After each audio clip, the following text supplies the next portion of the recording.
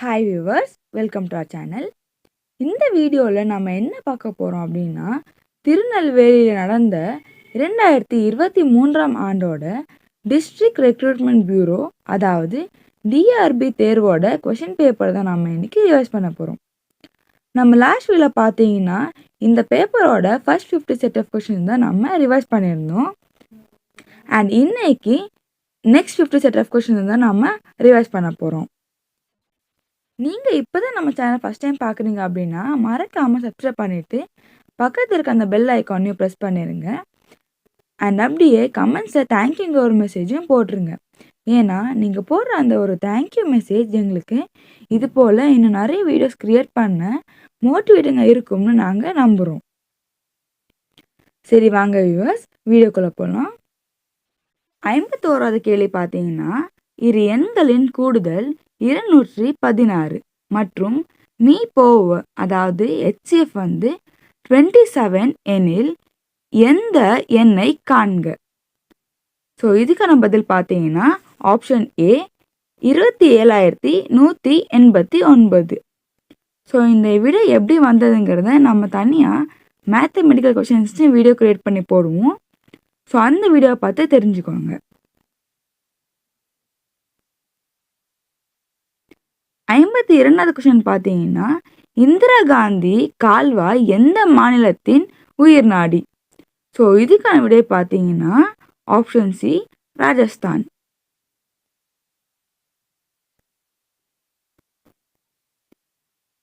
53வது கேள்வி பார்த்தீங்கன்னா, ஓர் அசல் ஆண்டுக்கு 10% வட்டி விதத்தில் 5 ஆண்டுகளில் ரூபாய் 10,050 உயர்ந்தது எனில் அசலை காண்க.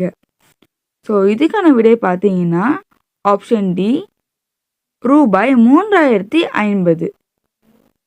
ஸோ இந்த மாதிரி மேத்தமெட்டிக்கல் கொஷின்ஸ்க்கு நம்ம தனியாக வீடியோ க்ரியேட் பண்ணி போடுவோம். அந்த வீடியோவில் பார்த்து இந்த பதில் எப்படி வந்ததுங்கிறத தெரிஞ்சுக்கோங்க. 54வது கேள்வி பார்த்தீங்கன்னா, இந்தியாவில் முதல் சணல் ஆலை நிறுவப்பட்ட இடம். ஸோ எந்த இடம்னு கேட்டிருக்காங்க. இதுக்கான விடை பார்த்தீங்கன்னா ஆப்ஷன் ஏ கொல்கத்தா.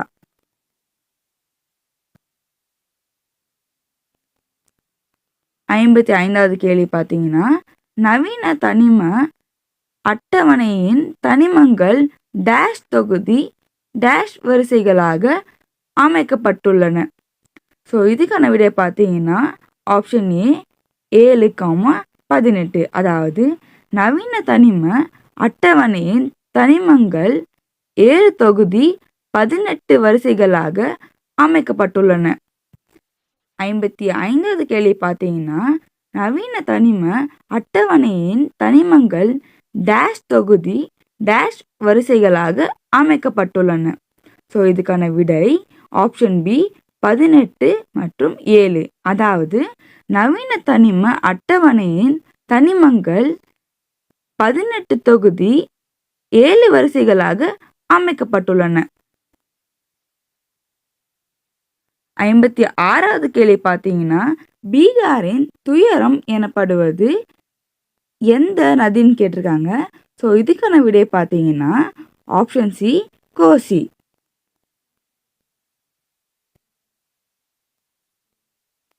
57வது கேள்வி பார்த்தீங்கன்னா, ஒரு பகுதியின் சராசரி வானிலையை குறிப்பதாகும். ஸோ ஒரு பகுதியின் சராசரி வானிலை குறிப்பது எதுன்னு கேட்டிருக்காங்க. ஸோ இதுக்கான விடை பார்த்தீங்கன்னா ஆப்ஷன் சி காலநிலை.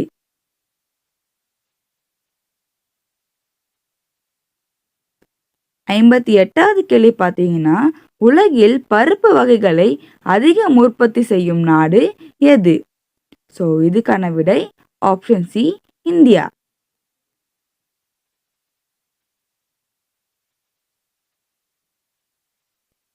59வது கேள்வி பார்த்தீங்கன்னா, நீரை உறிஞ்சும் பகுதி டேஷ் ஆகும். ஸோ இதுக்கான விடை பார்த்தீங்கன்னா ஆப்ஷன் ஏ வேர். நீரை உறிஞ்சும் பகுதி வேர் ஆகும். 60வது கேள்வி பார்த்தீங்கன்னா, கீழ்கண்ட மந்த வாயுகளில் எது வெளிப்புற ஆற்றல் மட்டத்தில் 2 எலக்ட்ரான்களை கொண்டது. ஸோ இதுக்கான விடை பார்த்தீங்கன்னா ஆப்ஷன் ஏ ஹீ, அதாவது ஹெச்இ வந்து ஹீலியம். 61வது கேள்வி பார்த்தீங்கன்னா இரத்த சிவப்பணுக்களின் வேறு பெயர் என்ன? ஸோ இதுக்கான விடை பார்த்தீங்கன்னா ஆப்ஷன் ஏ எரித்ரோசைட்டுகள். 62வது கேள்வி, அகிலா ஒரு தேர்வில் 80% மதிப்பெண்களை பெற்றாள். அவள் பெற்றது 576 மதிப்பெண்கள் எனில் அந்த தேர்வின் மொத்த மதிப்பெண்களை காண்க. ஸோ இதுக்கான விடை பார்த்தீங்கன்னா ஆப்ஷன் சி 720.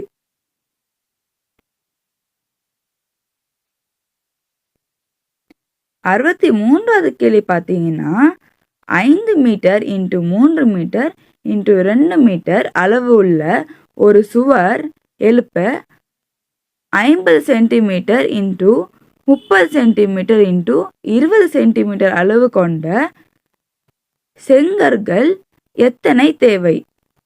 ஸோ இதுக்கான விடை பார்த்தீங்கன்னா ஆப்ஷன் ஏ 1000. ஸோ 1000 செங்கல்கள் தேவை. 64வது கேள்வி பார்த்தீங்கன்னா உலகில் முதல் பேசும் படம் எது? இதுக்கான விடை பார்த்தீங்கன்னா option B the jazz singer. 65வது கேள்வி, மக்களவை மற்றும் மாநில சட்டசபைகளுக்கான தேர்தல் வயது வந்தோர் வாக்குரிமையின் அடிப்படையில் நடத்தப்பட வேண்டும் என்று எந்த சரத்து கூறுகிறது? ஸோ இதுக்கான விடை பார்த்தீங்கன்னா ஆப்ஷன் பி ஆர்ட் 326, அதாவது சரத்து 326.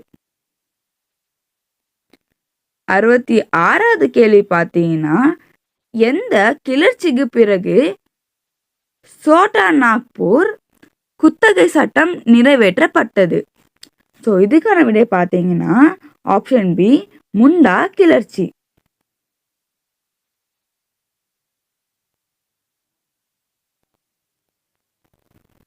67வது கேள்வி பார்த்தீங்கன்னா மின்முலாம் பூசுதல் எதற்கு எடுத்துக்காட்டு?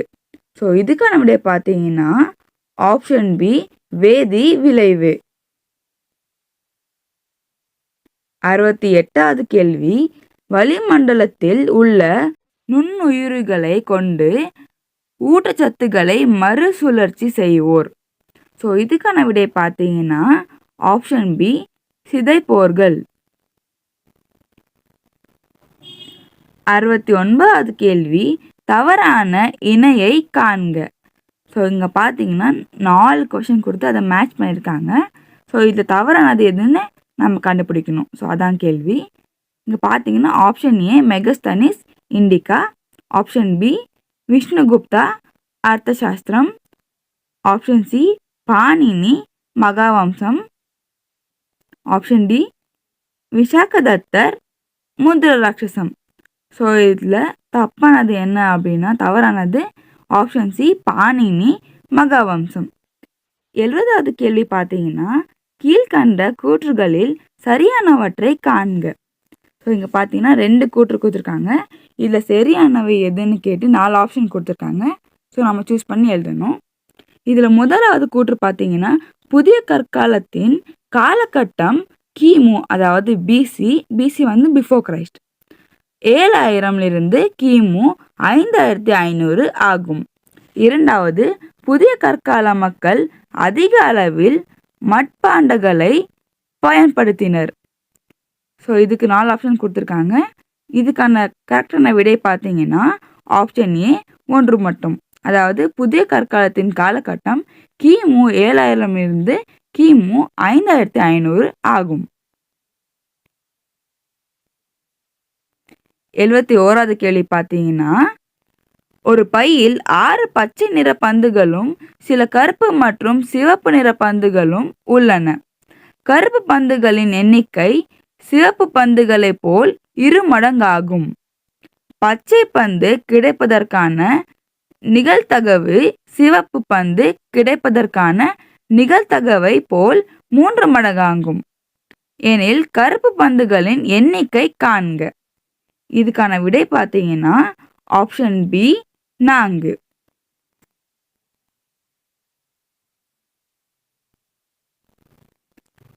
72வது கேள்வி பார்த்தீங்கன்னா மருந்துகளின் அரசி.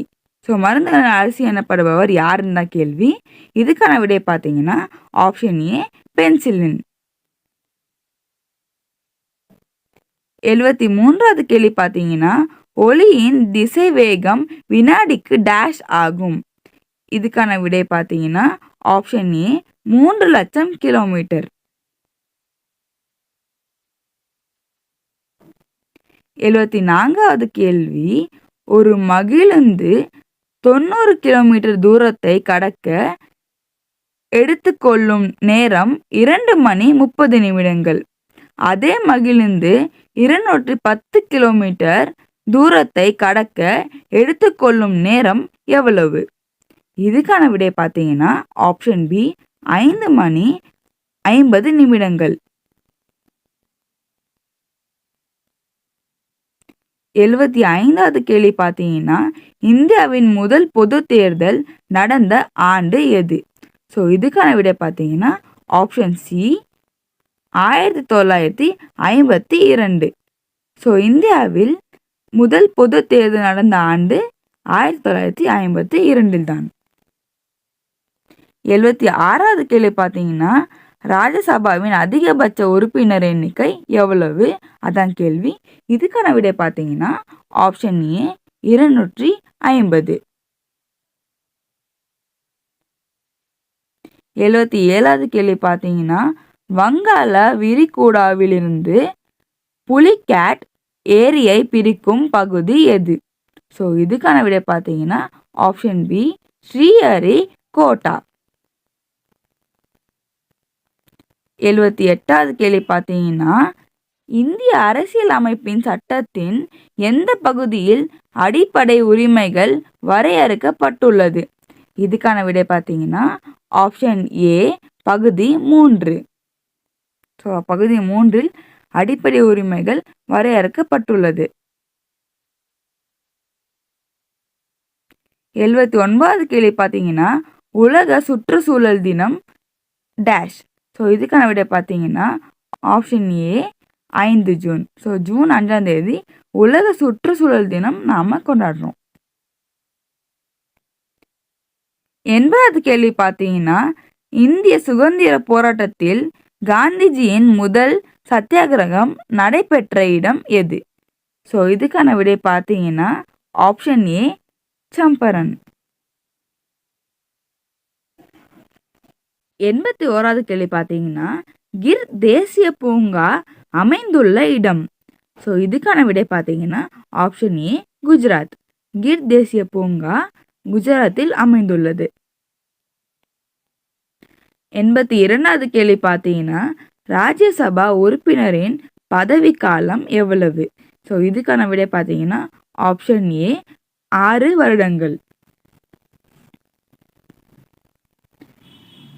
83வது கேள்வி பார்த்தீங்கன்னா வேளாண் கடன் அட்டை திட்டம் எப்போது தொடங்கப்பட்டது? இதுக்கான விடை ஆப்ஷன் ஏ 1998ஆம் ஆண்டு. 84வது கேள்வி பார்த்தீங்கன்னா பொருளாதாரத்தின் தந்தை என்று அழைக்கப்படுபவர் யார்? இதுக்கான விடை ஆப்ஷன் ஏ ஆடம் ஸ்மித். 85வது கேள்வி பார்த்தீங்கன்னா ஒத்துழையாமை இயக்கம் துவங்கிய ஆண்டு. இதுக்கான விடை பார்த்தீங்கன்னா ஆப்ஷன் பி 1920ஆம் ஆண்டில்தான் ஒத்துழையாமை இயக்கம் துவங்கியது. 86வது கேள்வி பார்த்தீங்கன்னா மகாத்மா காந்தி தண்டி யாத்திரையை எங்கிருந்து தொடங்கினர்? இதுக்கான விடை ஆப்ஷன் டி சபர்மதி ஆசிரமம். 87வது கேள்வி பார்த்தீங்கன்னா நைல் நதியின் கொடை எனப்படுவது எது? எந்த நாடு அப்படின்னு கேட்டிருக்காங்க. இதுக்கான விடை பார்த்தீங்கன்னா ஆப்ஷன் டி எஜிப்ட். 88வது கேள்வி தமிழ்நாட்டில் சதுப்பு நில காடுகள் உள்ள இடம் எது? இதுக்கான விடை பார்த்தீங்கன்னா ஆப்ஷன் ஏ பிச்சாவரம். ஸோ பிச்சாவரமில் தான் சதுப்பு நில காடுகள் உள்ளது. 89வது கேள்வி பார்த்தீங்கன்னா பூமியின் வளிமண்டலத்தில் நைட்ரோஜன் வாயுவின் சதவீதம் எவ்வளவு? இதுக்கான விடை பார்த்தீங்கன்னா ஆப்ஷன் ஏ 78%. 90வது கேள்வி பார்த்தீங்கன்னா நிலநடுக்கம் பற்றிய ஆய்வு என்னன்னு சொல்லுவாங்கன்னு தான் கேட்டிருக்காங்க. ஸோ இதுக்கான விடை பார்த்தீங்கன்னா ஆப்ஷன் ஏ செஸ்மாலஜி.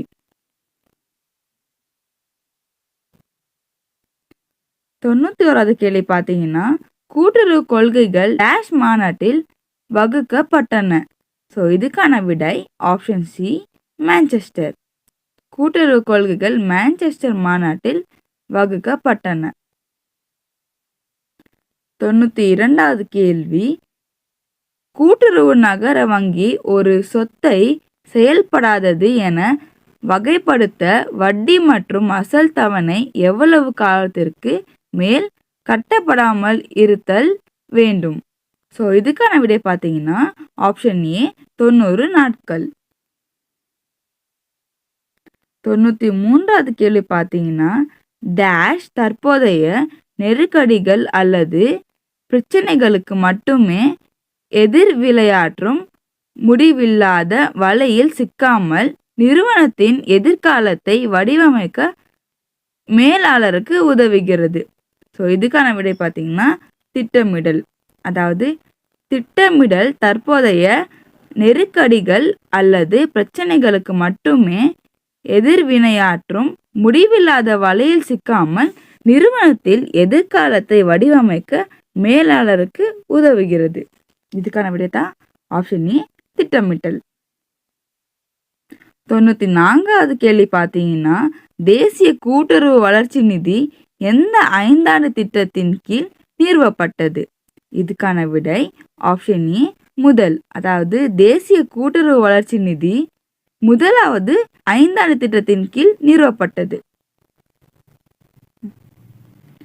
95வது கேள்வி பார்த்தீங்கன்னா டிஎன்சிஎஸ் சட்டம் 1983 விசாரணை எந்த சட்ட பிரிவில் குறிப்பிடப்பட்டுள்ளது? ஸோ இங்கே டிஎன்சிஎஸ் அப்படின்னா தமிழ்நாடு கோஆபரேட்டிவ் சொசைட்டிஸ். இதுக்கான விடை ஆப்ஷன் பி 81. ஸோ 81ஆம் பிரிவில் குறிப்பிடப்பட்டுள்ளது. 96வது கேள்வி பார்த்தீங்கன்னா பின்வருவனவற்றுள் எது வேளாண் பதனிடும் கூட்டுறவிற்கான எடுத்துக்காட்டு அல்ல? ஸோ இதுக்கான விடை பார்த்தீங்கன்னா ஆப்ஷன் டி வீடு வசதி கூட்டுறவு.